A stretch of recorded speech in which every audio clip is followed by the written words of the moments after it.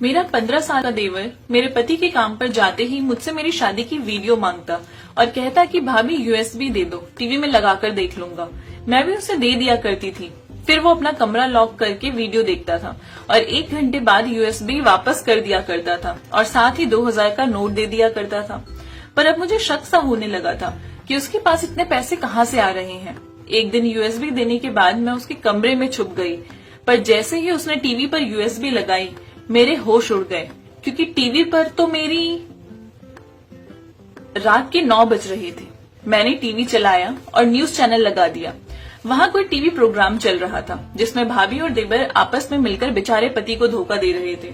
मैंने एक और चैनल लगाया तो लगभग वहां भी ऐसा ही कुछ चल रहा था। मैंने बड़बड़ाते हुए टीवी बंद कर दिया कि आजकल के टीवी प्रोग्राम्स में तो इन्हें देवर भाभी और ननद भाभी के अलावा और कुछ मिलता ही नहीं लगाने को।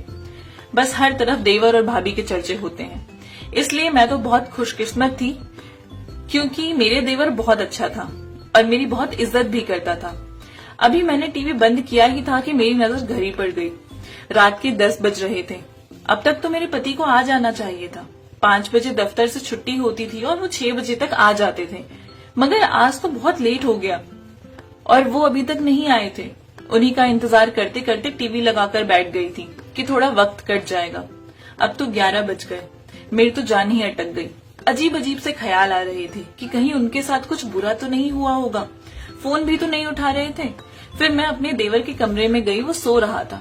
मैंने उसे जगाया और कहा कि जाओ अपने भाई का पता करो, अभी तक आए क्यों नहीं। अभी मैं उसे कह ही रही थी कि दरवाजे पर दस्तक हुई। मैं भाग कर गई और दरवाजा खोला तो मेरे सामने मेरे पति खड़े थे। ये क्या देख रही हूं मैं? नहीं, ऐसा नहीं हो सकता। मैंने अपने सीने पर हाथ रखा और उनसे पूछा, आपने ऐसा क्यों किया?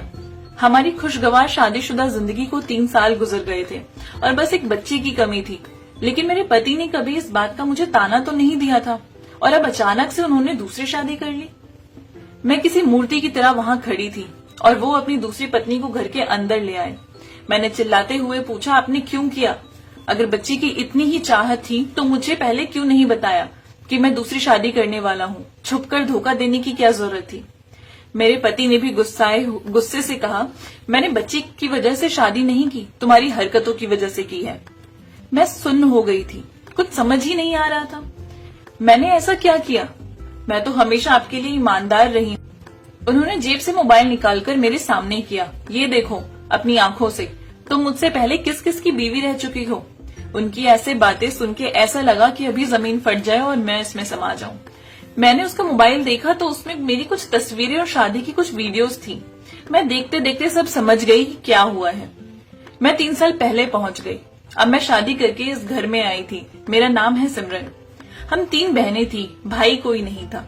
मेरे पापा एक अकेले कमाने वाले और बाकी सब खाने वाले, तो बड़ी मुश्किल से गुजारा हो रहा था।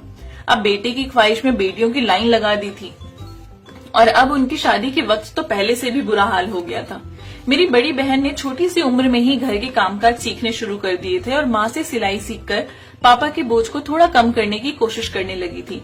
दूसरे नंबर वाली बहन ने भी सिलाई सीखकर लोगों के कपड़े सीने शुरू कर दिए थे और पापा को मुझसे भी यही उम्मीद थी कि मैं भी घर देखकर कुछ हुनर सीख लूं।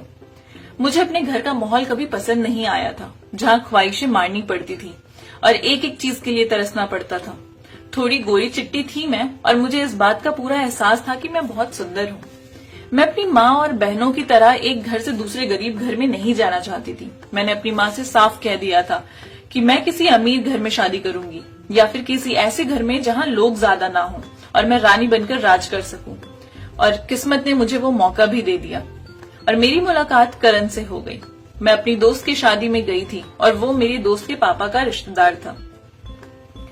उसकी खूबसूरत पर्सनालिटी के पीछे बहुत लड़कियां मरती थी, मगर मैंने अपनी दोस्त से साफ कह दिया था कि तुम मेरी बात करवाओ इससे। अपनी दोस्त के जरिए मेरी उससे बातचीत शुरू हुई तो मालूम हुआ कि वो अकेला है, माँ बाप नहीं है, अपने छोटे 11 साल के भाई के साथ रहता है और उसकी बहुत अच्छी जगह नौकरी है। मैंने सोचा मुझे इससे बढ़कर फिर कोई अच्छा रिश्ता नहीं मिलेगा। यूं मेरी दोस्त ने उसको मेरे लिए कह के हमारे घर रिश्ता लेके भेज दिया था और उसका छोटा 11 साल का भाई भी साथ था। मुझे वो छोटा सा लड़का जो मेरा देवर बनने वाला था बिल्कुल अच्छा नहीं लगा। क्योंकि उसके शक्ल पर साफ नजर आ रहा था कि वो अपने भाई की शादी से खुश नहीं है। मैंने सोचा बच्चा है, इससे प्यार से पेश आऊंगी तो वो मान जाएगा। मेरी शादी हो गई। अभी मेरे पति कमरे में आए ही थे कि उसके भाई की चीख सुनाई दी। हम भाग कर बाहर गए तो वो सीढ़ियों से गिरकर चोट लगा बैठा था। मेरे पति उसे हमारे ही कमरे में ले आए थे और बाकी की सारी रात वो अपने भाई की देखभाल में लगे रहे और मैं जलती रही। मुझे समझ आ रहा था कि वो लड़का अपने भाई की शादी से खुश नहीं है। उससे अपना भाई शेयर करना बर्दाश्त नहीं हो रहा था। धीरे धीरे मेरे पति को भी यह बात समझ में आ गई, मगर उन्होंने मुझे समझाया कि छोटा बच्चा है, तुम इसे प्यार से हैंडल करोगी तो वो तुम्हारे साथ ठीक हो जाएगा। मेरा भगवान जानता है कि मैंने पूरे 2 साल अपने देवर के नखरे उठाए और हर मुमकिन कोशिश की कि वो मुझे स्वीकार कर ले, मगर वो उल्टा अपने भाई से मेरी उल्टी सीधी शिकायतें लगाने लगा था। और मैंने भी सोच लिया था कि बस अब बहुत अच्छा बनकर देख लिया, अब इसे मैं निकलवा कर ही रहूंगी। मैंने अपने पति के कान भरने शुरू कर दिए कि आपके भाई की दोस्ती अपनी उम्र के बड़े लड़कों से होने लगी है। कल मैंने उसे सिगरेट पीते भी देखा था। मैंने खुद ही सिगरेट का एक डब्बा उसके स्कूल बैग में छुपा दिया और मेरे पति ने जब ढूंढने के लिए उसका स्कूल बैग खोला तो उसमें से सिगरेट की डिबिया निकली। मेरा देवर बोलने लगा कि वो मेरी नहीं है, मगर मेरे पति ने उसकी एक ना मानी और उसे घर से दूर बोर्डिंग स्कूल में दाखिल करवा दिया। वो रोता रहा, मगर उसकी अच्छी पढ़ाई के लिए मेरे पति ने उसे शहर भेज दिया था। अब वो 2 साल से नहीं था और मेरी जिंदगी तो जैसे स्वर्ग बन गई थी। कोई परेशानी और कोई झंझट नहीं, बस सुकून ही सुकून। मैं खुश थी कि 6 साल वो वहीं रहेगा। शुरू में तो उसने छुट्टियों में घर आने से भी मना कर दिया था और सच कहूं तो मैं खुश भी थी कि अच्छा ही है। मुझे उम्मीद थी कि अगले साल भी नहीं आएगा, मगर मेरी उम्मीदों पर पानी फिर गया। इस बार की छुट्टियों में घर आ गया वो। मैंने पूरे 2 साल बाद उसे देखा था। 15 साल का तो लगता ही नहीं था, अपनी उम्र से 2 साल बड़ा ही लगता था।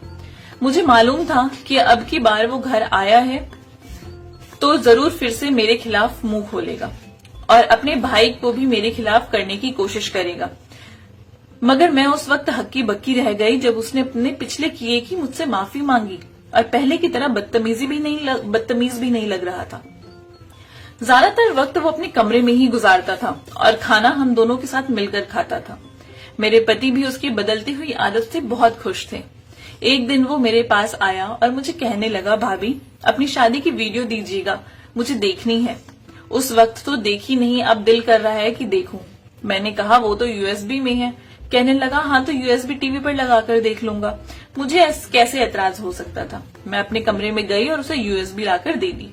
उसने मुझसे वो यूएसबी ले ली और अपने कमरे को लॉक लगाकर देखने लगा। मैंने इतना ध्यान भी नहीं दिया था और अपने कामों में लगी रही। 1 घंटे बाद अपने कमरे से बाहर निकल आया और मुझे यूएसबी देकर थैंक यू कहा और साथ ही 2000 का एक नोट भी मुझे पकड़ा दिया। मैंने हैरानी से पूछा कि ये किस लिए? तो कहने लगा कि आप मेरी भाभी हैं इसलिए, और कमरे में चला गया। जबकि मैं तो दंग रह गई थी कि ये तो बहुत बड़ी बात थी कि वो इस कदर बदल गया। अब वो शाम का खाना बनाने में मेरी मदद भी कर देता था। अब मेरा दिल भी उससे साफ होने लगा था कि अच्छा लड़का है। वैसे भी 2 महीने की ही तो छुट्टियों पर आया है, बाद में चला जाएगा। अगले दिन फिर से मेरे पति के काम पर जाने के बाद मुझसे यूएसबी मांगी। मैंने हैरत से पूछा, कल भी तो दी थी। तो कहने लगा, भाभी 1 घंटे में कहाँ पूरी देखी जाती है, मेरे पास सिर्फ 1 घंटा होता है और फिर मुझे पढ़ाई भी तो करनी होती है, इसलिए रोज थोड़ी थोड़ी देख करके देख लूंगा। उस रोज भी वो कमरा लॉक करके बैठा रहा। 1 घंटे बाद यूएसबी वापस की और साथ ही फिर से 2000 का नोट भी दिया। मैंने उसे देखते हुए बेहद हैरानी से कहा कि ये 2000 किस लिए? कहने लगा, आपके लिए भाभी, आप मेरा इतना ख्याल रखती हैं, इतनी परवाह करती हैं, बस इसलिए आप प्लीज इसे रखो। भाई के ही पैसे हैं जो उन्होंने मुझे दिए थे। अब अगर आप भाई को बता देंगे तो वो फिर आपसे लेकर मुझे दोबारा दे देंगे, इसलिए भाई को सोच समझकर ही बताइएगा। मेरे पति ने मेरे लिए कोई कमी नहीं छोड़ी थी, मगर उसके बावजूद मैं लालच में आ गई। वो अब रोजाना ऐसे ही करता। मेरे पति के काम पर जाने के बाद यूएसबी मांगता और कमरा लॉक कर लेता। 1 घंटे बाद यूएसबी के साथ 2000 का नोट भी दे दिया करता था और कहता था कि भाभी इन पैसों को संभालती जाओ और जब बहुत सारे इकट्ठे हो जाएंगे तो फिर शॉपिंग पर जाइएगा। मुझे कभी कभी शक भी होता था कि ये इतने पैसे कहाँ से लाता है। मेरे पति इतने भी मेहरबान नहीं है कि उसे हर रोज जेब खर्च के लिए दे दे। फिर कौन देता है? 1-2 बार मैंने उसे एटीएम कार्ड जेब में डालकर बाहर जाते देखा था। शायद उसने अपना कोई अकाउंट बना लिया था। या फिर वो मेरे पति के अकाउंट से पैसे निकाल रहा था। मेरी समझ में नहीं आ रहा था, क्योंकि अगर पैसे मेरे पति के अकाउंट से निकाल रहा होता तो मेरे पति को अब तक पता चल जाता। अब मुझे उसका कमरा लॉक करके शादी की वीडियो देखने भी शक में डाल रहा था। मैंने 1-2 बार कमरा खुलवाने की कोशिश की थी, मगर उसने दरवाजा नहीं खोला और पूरे घंटे भर बाद ही खोला और कहने लगा कि भाभी, जब मैंने कमरा बंद किया होता है तो दरवाजा मत खटखटाया करो। अब तो मेरा शक यकीन में बदल गया कि कुछ तो गड़बड़ है। क्या है कमरे में? और सबसे बड़ा सवाल ये कि इसके पास इतने पैसे आते कहां से हैं जो ये मुझे दे देता है। मैंने फैसला कर लिया कि मुझे मालूम करना ही होगा कि ये सारा चक्कर है क्या, आखिर ये क्या छुपा रहा है। वो अगले दिन शाम के वक्त घर से बाहर निकला तो मैं भी उसके पीछे पीछे गई। देखो तो सही कहाँ जा रहा है। वो बैंक गया था। मैं बैंक देखकर हैरान रह गई कि यहाँ ये क्या कर रहा है। उसकी तो उम्र भी इतनी नहीं कि उसका अपना अकाउंट बना हुआ हो, और अगर बना भी हो तो कमाता भी नहीं है जो इस तरह आकर पैसे निकलवाए। ये सब क्या था? मेरा तो सर चकराने लगा। बैंक से सीधा वो घर आया था और कुछ देर बाद यूएसबी लेकर अपने कमरे में चला गया। मैंने कमरे के बंद दरवाजे से कान लगाए। शादी की वीडियो थी, उसके बैकग्राउंड म्यूजिक नहीं था। अगर वो वीडियो देख रहा था तो म्यूजिक की आवाज भी आनी चाहिए थी, मगर कमरे के अंदर तो सन्नाटा था, जैसे कोई कमरे में भी है भी या नहीं। अब तो मैंने पक्का फैसला कर लिया कि मुझे खुद अंदर जाकर देखना होगा कि वो करता क्या है। मैंने प्लान बनाया कि मुझे क्या करना है। अगले दिन उसने शादी की वीडियो मांगी तो मैंने उसे यूएसबी दे दी। इससे पहले कि वो कमरे में जाकर बंद होता, मैंने कहा, मेरी तबीयत ठीक नहीं है, मैं सोने जा रही हूँ, जब उठूंगी तो यूएसबी दे देना। कहने लगा, ठीक है भाभी। मैंने कहा, अच्छा जाओ जरा बाहर जाकर देखो, दरवाजे पर दस्तक हुई है। वो जैसे ही बाहर वाले गेट की तरफ बढ़ा, मैं जल्दी से उसके कमरे में आ गई और सोफे के पीछे छुप गई। उसने आवाज दी, भाभी गेट पर कोई नहीं था, और अपने कमरे में आकर दरवाजा लॉक कर लिया। मैं ऊपर देखने लगी थी कि वो क्या करने वाला है। उसने अपना कंप्यूटर ऑन किया। कुछ देर वो अपने कंप्यूटर पर लगा रहा और टीवी पर एक शादी की वीडियो चलने लगी। उस वीडियो को देखकर मेरे तो होश उड़ गए, क्योंकि वहां टीवी पर दुल्हन तो मैं ही नजर आ रही थी, लेकिन दूल्हा कोई और था, रिश्तेदार कोई और थे। शादी का सारा सेटअप भी कुछ और ही था। मेरे कुछ समझ नहीं आया कि क्या हो रहा है, ये कैसे मुमकिन था। मैं इस तरह किसी और वीडियो में मैंने उस वक्त अपनी जगह छोड़ी और उसकी तरफ देखा। वो मुझे अपने कमरे में देखकर घबरा गया। बोला, आप यहाँ मेरे कमरे में? मैंने कहा, हाँ तुम्हारे कमरे में, क्योंकि मुझे शक हो रहा था कि तुम अपने कमरे में घंटा भर लॉक लगाकर क्या करते हो, इसलिए आज यहाँ छुप गई कि देख सकूं, और मैंने देख भी लिया। मैंने टीवी की तरफ इशारा करते हुए कहा, ये सब क्या चल रहा है? क्या ड्रामा है? ये मुझे जल्दी से बताओ, वरना मैं अभी तुम्हारे भाई को कॉल करके बुला लूंगी। वो जल्दी से कहने लगा, नहीं नहीं भाई को मत बताइएगा, मैं आपको सब बताता हूँ।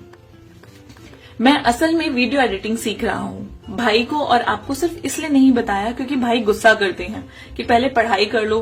बोर्डिंग स्कूल में बहुत से लड़के एडिटिंग करते थे, तो उनको देख देख कर मुझे भी शौक होने लगा और मैं भी सीखने लग गया।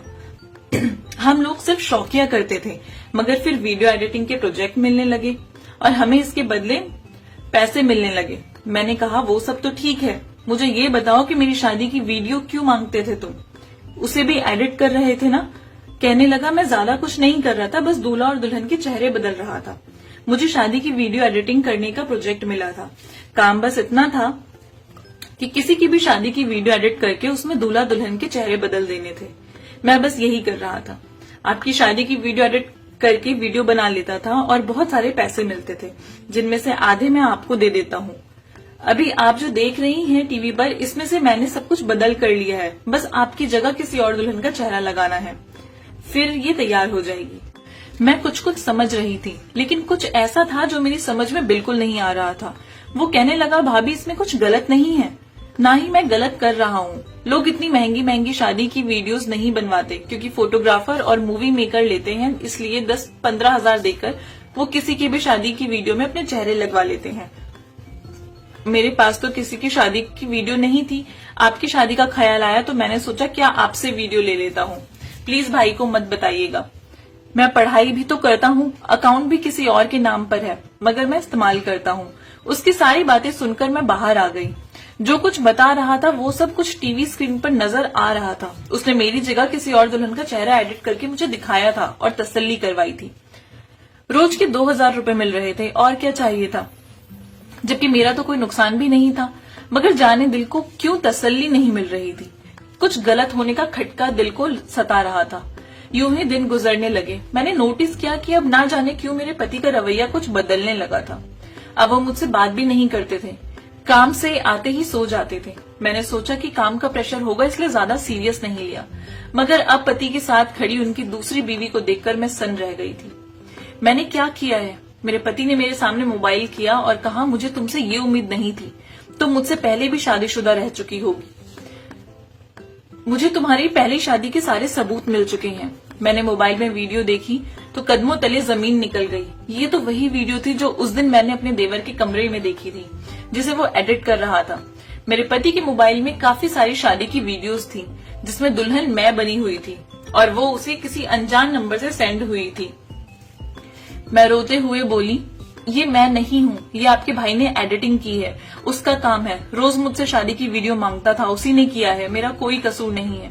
मेरे पति ने मेरे देवर को बुलाया तो वो आकर सिरे से ही मुकर गया कि मैंने कुछ नहीं किया, मुझे तो वीडियो बनाना नहीं आता, एडिटिंग कैसे करूंगा।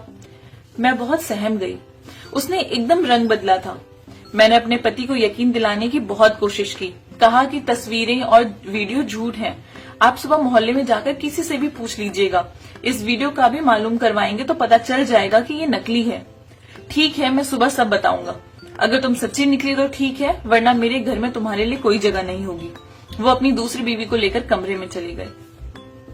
मैंने अपने देवर की तरफ देखकर पूछा, क्यों किया तुमने ये सब मेरे साथ? कहने लगा, आपने क्या किया वो भूल गई। मैं अपने भाई से कितना प्यार करता था, मगर आपने भाई के दिल में मेरे खिलाफ जहर भर दिया। इतना शुक्र है कि मुझे एडिटिंग आती थी। मैंने कहा, तुम क्या समझते हो कि नकली वीडियो बनाकर तुम मुझे मेरे पति की जिंदगी से निकाल दोगे? सुबह जब वो तहकीकात करेंगे तो उन्हें सब सच सामने आ जाएगा। वो हंसने लगा। मैं जानता हूँ सब सच सामने आएगा। इसके बाद मेरा भाई आपसे माफी भी मांगेगा, मगर एक काम है जो वो कभी नहीं करेगा, वो अपनी दूसरी बीवी को नहीं छोड़ेगा। मेरा भाई इतना अच्छा है कि वो दूसरी भाभी की जिंदगी तबाह नहीं करेगा। फिर आप भी उसी तकलीफ से गुजरेंगी जिससे मैं गुजरा था। आपको भी भाई को शेयर करना पड़ेगा। और हाँ, जो पैसे मैं आपको देता रहा हूँ ना, वो आपके ही एटीएम से किसी और बैंक के जरिए निकलवा पा रहा हूँ। मैंने रोते हुए कहा, तुम्हारी इतनी उम्र नहीं जितनी बड़ी साजिश तुम रच गए।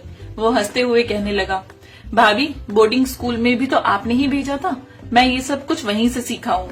मैं तो मासूम था, मुझे इस हद तक आप लेकर आई हैं। मेरी तो छुट्टियां तो खत्म हो गई हैं, मैं कल चला जाऊंगा। कल अगर भाई को मालूम हो भी जाए कि ये सब मैंने किया है तो क्या होगा? वो नाराज हो जाएंगे, लेकिन कभी ना कभी तो मुझे माफ कर ही देंगे। आपसे भी माफी मांग लेंगे। आपका तो नुकसान हो गया ना, अब आपको भी भाई को शेयर करना पड़ेगा। अब वो वापस चला गया था। उसने जैसा कहा था बिल्कुल वैसा हुआ। मेरे पति को सच्चाई पता चल गई। उसने मुझसे माफी मांगी, लेकिन अपने जज्बात में लिए हुए फैसले से तो वो दूसरी शादी कर ही चुके थे और उस लड़की को अब तलाक नहीं दे सकते थे, क्योंकि उसका कोई कसूर ही नहीं था। मेरे देवर ने ठीक कहा था। अब मुझे सारी जिंदगी अपने पति को शेयर करना पड़ेगा। वो मुझसे अपना बदला ले चुका था और मेरे पास अब पछताने के सिवा और कुछ नहीं था। अगर आपको हमारी आज की कहानी पसंद आई है तो इस वीडियो को लाइक करें और ज्यादा से ज्यादा शेयर कीजिए। चैनल को सब्सक्राइब करना मत भूलिएगा। मिलूंगी आपसे नई वीडियो के साथ, तब तक के लिए बाय बाय।